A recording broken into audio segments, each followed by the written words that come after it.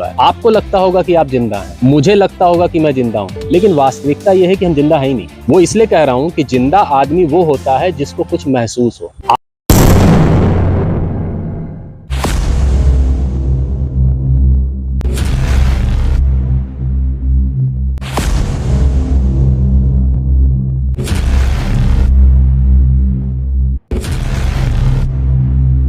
नमस्कार, आदाब। आप देखना शुरू कर चुके हैं गोरखपुर हलचल। जी हां, अपने इस पॉडकास्टिंग सीरीज में हम एक ऐसे चर्चित और जाने माने पत्रकार से मुखातिब होने जा रहे हैं जो खोजी पत्रकार के रूप में अपनी छवि बना चुके हैं। भ्रष्टाचार की ऐसी तैसी करने वाले ऐसे खोजी पत्रकार को हम अपने इंटरव्यू के सीरीज में लेकर के आए हैं। सिस्टम वेबसाइट करके ये चलाते हैं, सिस्टम का सच बोलते हैं। इनकी जो पत्रकारिता की शैली है, जो स्टाइल है, उस पर ही हम लोग चर्चा करेंगे। गोरखपुर हलचल में आपका बहुत बहुत स्वागत। कहा जाता है कि खोजी पत्रकार हैं जो एक बार अगर आपने पकड़ लिया तो उसके जड़ तक पहुंच जाते हैं। कैसे ये सब कर पाते हैं? मेरे लिए पत्रकारिता कोई व्यवसाय नहीं, ना मेरे लिए पत्रकारिता नौकरी। मैं पत्रकारिता में आया नहीं, मुझे जो है पत्रकारिता में खींच कर लाया गया। नहीं, ये बड़ा कंट्राडिक्टरी आपने बोल दिया कि पत्रकारिता में मैं आया नहीं हूँ बल्कि मुझे खींच करके लाया गया है। तो ये किधर इंडिकेशन है, किसने लाया? देखिए, खींच कर लाया गया मैं इसलिए कह रहा हूँ कि पत्रकारिता न मेरा कभी सपना था, न मुझे इसे कभी करियर बनाना था, और आज भी न ये मेरा सपना है और न मुझे इसको अपना करियर बनाना है। खींच के लाए जाने का सेंस ये है कि ये भ्रष्ट व्यवस्था और बिक चुकी मीडिया, इनका दंश मैंने अपने पास्ट में ऐसा झेला है कि पूरा करियर खत्म हो गया। तो ये भ्रष्ट व्यवस्था और ये बिक चुकी मीडिया, अब इनसे नफरत हो चली थी। आप एक बात भूल रहे हैं कि मैं खुद एक मीडिया पर्सन हूं और मैंने आपको अपने प्लेटफॉर्म पे मौका दिया है। तो आप बिक चुकी मीडिया क्यों बोल रहे हैं? मैं बिक चुकी मीडिया इसलिए बोल रहा हूँ कि ये तय आपको करना कि आप उसी कतार में खड़े हैं, ये तो आप तय करेंगे। लेकिन मीडिया तो बिक चुकी है। मीडिया का काम मैं भी कर रहा हूँ, मैं भी प्लेटफॉर्म चला रहा हूँ, तो मुझे बुरा नहीं लगता अगर कोई कहता है मीडिया बिक चुकी, क्योंकि दो कतार हमेशा है। इस दुनिया में हर चीज का एक प्लस एक माइनस मौजूद है, उसका अपोजिट मौजूद है। अगर कुछ लोग बिक चुके हैं तो कुछ लोग ऐसे भी हैं जो अभी तक नहीं बिके। तो आप ये क्यों मान के चल रहे हैं कि मैं भी बिक चुका? आज भी मेरा मीडिया जो है फुल टाइम वर्क नहीं है, ये मेरा पार्ट टाइम वर्क है। क्योंकि ज्यादातर जो है आपने देखा होगा कि मेरी जो खबरें आती हैं 1.5 महीना, 2 महीना, 2.5 महीना ऐसे अंतराल पे आती है। उसकी वजह है कि वो इन्वेस्टिगेटिव भी होती है, उसमें तमाम वर्कआउट्स होते हैं, उसमें चीजों को ढूंढना पड़ता है, एविडेंस कलेक्ट करना पड़ता है, कई बार गोपनीय वीडियोस बनाने पड़ते हैं, स्टिंग ऑपरेशन करने पड़ते हैं। तो ये एक दिन का काम नहीं है, और क्योंकि मेरा व्यवसाय नहीं है इसलिए मैं इसको लेकर के तनाव में भी नहीं रहता कि अगर मैं रोज 2 खबरें चलाऊंगा तभी 4 पैसे मिलेंगे। तो ये मेरे लिए व्यवसाय नहीं है, ना मैं किसी की नौकरी करता हूँ, तो इस तरह का टेंशन नहीं। जब चलेगा तो अच्छा चलेगा। भ्रष्टाचार को आप एकदम बोलते हैं कि एक एक कलई उसकी खोल डालते हैं, एक एक परत पर परत उधाड़ करके रख देते हैं। पता चला बीच में कि आपके ऊपर कई मुकदमे भी दर्ज हो गए। तो क्या लगता नहीं है कि यार हम कुछ अच्छा कर रहे थे और मैं सिस्टम के दबाव में आ गया? देखिए, मैं दबाव में नहीं आया। मुकदमे दर्ज होना, तो मुकदमे तो हम ही जैसे लोगों पे दर्ज होंगे। अगर पत्रकारिता में आप देख लें तो मेरे जैसे अगर मुट्ठी भर पत्रकार हैं तो एक पत्रकार ऐसा नाम बता दीजिए, मैं ही 4-5 नाम गिन देता हूँ जिनके ऊपर मुकदमे दर्ज ना होगा। बिक चुके लोगों की लाइन इतनी ज्यादा लंबी है, उनके ऊपर कोई मुकदमे नहीं है। उन्हें पत्रकारिता से सरोकार नहीं है। आप ये कह लीजिए शुद्ध भाषा में कि वो पत्रकारिता नहीं कर रहा, वो दलाली कर रहे हैं। मैं स्पष्ट तौर पे कहता हूँ, इस वजह से कि पत्रकारिता काम क्या है और आपकी रिस्पॉन्सिबिलिटी क्या है एज ए पत्रकार, इसका कभी आपने निर्वहन किया ही नहीं। आप हैंड टू माउथ, आप अपने में जैसे कहते हैं ना कि आजीविका के लिए पत्रकार में आए हैं, और जो पत्रकारिता में आए हैं और जो आजीविका के लिए पत्रकारिता में आएगा वो पत्रकारिता कर ही नहीं सकता। आप मेरे ही नहीं, आप मैं कई उदाहरण गिना सकता हूँ कि जो पत्रकार सिस्टम की कमियों को दिखाता है, जो सवाल पूछता है, जो पत्रकारिता करता है, ऐसा एक पत्रकार बता दीजिए जिसके ऊपर मुकदमा दर्ज ना हो। तो मैं कौन सा अनोखा हूँ?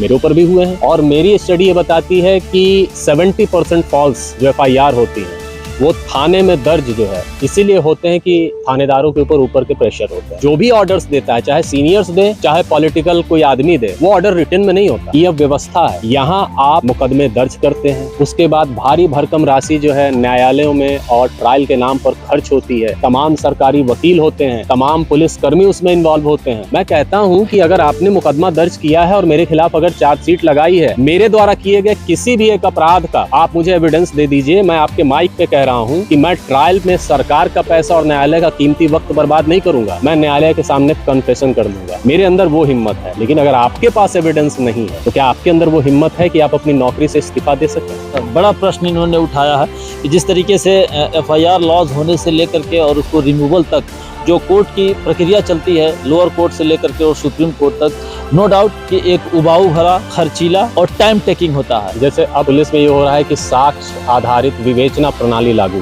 एक होता है साक्ष्य जिसको एविडेंस कहते हैं और एक होती है गवाही, गवाह जिसको विटनेस कहते हैं। दोनों में जमीन आसमान का फर्क है। साक्ष्य कभी झूठे नहीं होते और गवाह अक्सर झूठे होते हैं। तो मेरे मुकदमे में आपको साक्ष्य कहीं नहीं मिलेगा, झूठे गवाह बहुत मिलेंगे। और यही वजह है कि वो गवाह, उन गवाहों के पैर जो है कटघरे में यूं लड़खड़ाते हैं कि वो उस वक्त को कोसते हैं किस मनहूस घड़ी में हमने झूठी गवाही। बिल्कुल, ये उन लोगों के ऊपर बड़ा हथौड़ा है जो झूठी गवाही देते हैं, जो सही लोगों को झूठी गवाह बन करके फंसा देते हैं। सिस्टम का सर्च करके आपने वेबसाइट सीरीज शुरू किया है और चैनल भी आप अक्सर दिख ही जाते हैं। कैसे ये ख्याल आया इस मन में? था 2018 से मैं मीडिया में आया, 3 या 2002 से मेरा लाइन ही अलग रहा है। मैं मेडिकल लाइन में रहा, फार्मा इंडस्ट्री में, प्रोडक्ट मैनेजमेंट टीम में, इन जगहों पे मैंने काम किया। और मैं आपको बताऊं कि 2004 में मेरी सैलरी 40,000 रुपए थी और मुझे लगता है कि जब 90,000 रुपए सैलरी मेरी थी तब मैंने रिजाइन किया 12-13 साल करने के बाद। बड़ी बड़ी मल्टीनेशनल कंपनी में काम किया। इसलिए जो लोग कहते हैं कि पैसे के लिए ना, और आज की डेट में अगर लोगों को ये लगता है कि मैं इतनी चीजों को कैसे मैनेज करता हूँ, तो उनको मैं यहाँ बता देना चाह रहा हूँ कि आज भी मैं अगर 5 से 6 केस लेकर के हाई कोर्ट चला जाऊँ और सिंगल केस लेकर के सुप्रीम कोर्ट चला जाऊँ पब्लिक के या जो लोग आते हैं उनके, तो भी 1 लाख रुपए मेरा खड़ा रहता है। ड्राफ्टिंग करना, एविडेंस कलेक्ट करना, केसेस को यहाँ से लेकर के सुप्रीम कोर्ट तक ले जाना, इन सारी चीजों के जरिए मतलब मेरे लिए इतना आसान काम है, मेरे लिए इतना रूटीन काम ये हो चुका है कि मुझे इसमें इंटरेस्ट भी है और मैं इसको बड़ा मन लगा के करता हूँ। और कभी पैसे के बारे में सोचा नहीं, इसलिए मैंने आपको एक उदाहरण दिया है। क्या लगता है कि इसको ऐसे कैरी ऑन रखेंगे या कुछ समय के लिए स्टॉप करेंगे या छोड़ देंगे? किसको? पत्रकारिता को। देखिए, पत्रकारिता मैंने कहा ना कि पार्ट टाइम, और वो पार्ट टाइम है, वो एक जुनून है। और जुनून तो समय के साथ ही कम हो। जो एक अंदर जो गुबार भरा हुआ है इस भ्रष्ट व्यवस्था के प्रति, उसका मरहम तो समय ही लगा पाएगा, वो समय के साथ ही जाएगा। और जब वो जाएगा तो ये पार्ट टाइम काम भी छूट जाएगा। बीच में हमने शुरुआत किया था कि आप के ऊपर कई तरीके के फर्जी मुकदमे भी लगे। उसमें पता चला कि कई समाज सेवी, समाज के जो सोशल एक्टिविस्ट हैं, उन लोगों ने आपका साथ दिया, आपके साथ खड़े हुए। क्या लगता है अभी भी आपके साथ वो खड़े हैं या आपसे उन लोगों ने सरोकार तोड़ लिया? ये चीज़ें सिर्फ ऐसी, मैं नहीं समझता कि कोई मेरे लिए कुछ करता है या मैं किसी के लिए कुछ करता हूँ। ये बात है, मेरे सोचने का तरीका बिल्कुल, पैटर्न बिल्कुल अलग है। मैं किसी के लिए कुछ नहीं करता, मैं किसी के खिलाफ कुछ नहीं करता और ना कोई मेरे लिए करता है, ना कोई मेरे लिए खड़ा होता है। सीधी सी बात। ये सारा कर्मकांड अगर आप कह लीजिए तो ये ऊपर वाले का है। वो हमें कठपुतली की तरह नचाता है। हम इस रास्ते पे जा रहे हैं, इस रास्ते पे जा रहे हैं, वो किसके जरिए हमारी मदद कर देगा या कौन किसको हमारे लिए खड़ा कर देगा, ये आप नहीं बता सकते। हम उसकी प्लानिंग के अकॉर्डिंग चल रहे हैं। मतलब स्पिरिचुअलिज्म में आपका यकीन है? बिल्कुल है, बहुत अच्छा यकीन है, क्योंकि मैं यही मानता हूं कि आपको लगता हो ये और हमें लगता हो ये कि हम प्लानिंग करके चल रहे हैं और जो हम प्लान कर रहे हैं वो होगा, ऐसा कुछ नहीं होता। प्लानिंग उसकी है, मोहरे आप हैं, आप चल भी रहे हैं।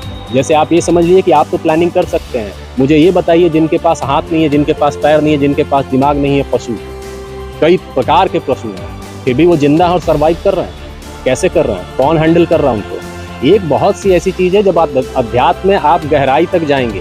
जब मेरे साथ ये घटना हुई तो मेरे साथ समाज सेवी लोग खड़े हुए, कुछ लोग खड़े हुए, संपूर्णानंद मल्ल जी खड़े हुए, जो एक प्रोफेसर हैं, एक अच्छे पढ़े लिखे हैं, और इस एज में भी जितने वो एनर्जेटिक हैं और जिस तरह भ्रष्टाचार के विरुद्ध अपनी आवाज़ उठाते हैं, मुझे नहीं लगता कि इस एज ग्रुप में कोई और करता होगा। जितने वो क्वालिफाइड हैं, क्या वो आराम से नहीं बैठ सकते थे? उन्हें कौन सी दिक्कत है बताइए? वो अगर केवल दिन भर में, मैं कहता हूँ ना कि केवल 5 ट्यूशन भी करें तो उन्हें किसी चीज की कमी नहीं है। अब आप खुद ये सोचिए ना कि इस एज में भी अगर वो इस तरह की चीजों को लेकर के खड़ा हुआ है तो क्यों खड़ा हुआ है? आपको लगता होगा कि आप जिंदा हैं, मुझे लगता होगा कि मैं जिंदा हूँ, लेकिन वास्तविकता ये है कि हम जिंदा है ही नहीं। वो इसलिए कह रहा हूँ कि जिंदा आदमी वो होता है जिसको कुछ महसूस हो। आप भ्रष्ट नेता से, आप भ्रष्ट अधिकारी से आंख में आंख डाल के एक सवाल नहीं पूछ सकते। आप सरकारी अस्पताल में जाते हैं, फिर भी प्राइवेट अस्पताल वाला आपको लूट लेता है और आप एक सवाल नहीं पूछ सकते। आप राशन की दुकान में खड़े हो, तब भी आपको कम तोल के दे दिया जाए, लेकिन आप एक सवाल नहीं पूछ सकते। आपके साथ कोई पुलिस वाला बदतमीजी कर दे, आपके हाथ छोड़ दे, लेकिन आपकी हिम्मत नहीं कि उसके खिलाफ आप कुछ कार्रवाई करा सकें, और उसके बाद भी आप कहते हैं कि आप जिंदा हैं। बड़ा विमर्श का विषय इन्होंने उठा दिया है। अगर शायद हर नागरिक ये बात समझ ले, ये महसूस कर ले, तो एक बड़ा परिवर्तन समाज में हो सकता है। 22-23 लोक सेवकों को भी कोर्ट में आपने खड़ा कर दिया है, सरकारी अधिकारियों को भी आपने कहीं ना कहीं घसीट लाया है। कैसे, मतलब मीडिया के भी आप नहीं छोड़ते, उसके खिलाफ भी खबर चला देते हैं। आप इस बात को समझिए कि मैंने अगर किसी डिपार्टमेंट के भ्रष्टाचार प्रकार की खबर चलाई, तो ये मतलब ये नहीं है कि मेरा वो डिपार्टमेंट दुश्मन हो गया। आप 10 सालों से भ्रष्टाचार कर रहे थे, आप 10 सालों से खून चूस रहे थे, तो आपसे पूछा जाए कि आप ये क्या कर रहे हैं, तो आप कहोगे मैं तो अपना काम कर रहा हूँ। तो एज ए पत्रकार अगर मैंने अपना काम 10-15 दिन 1 महीना कर दिया तो आपको कष्ट क्यों हो गया भाई? आप रोकने क्यों चले आए? आप झूठे एलिगेशन लगा करके FIR क्यों दर्ज कराने चले आए? अब भ्रष्टाचार को लेकर के भारत की रैंकिंग बहुत खराब है।